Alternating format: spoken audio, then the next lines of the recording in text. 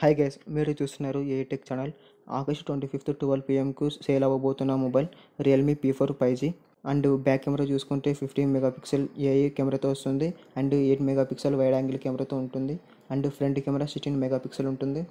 MediaTek Dimensity 7400 ultra hyper vision AI chip octa core 2.6 gen అయితే వస్తుంది processor. And 6.77 inch hyper glow AMOLED LED display 144 hertz sunlight ready అయితే ఉంటుంది.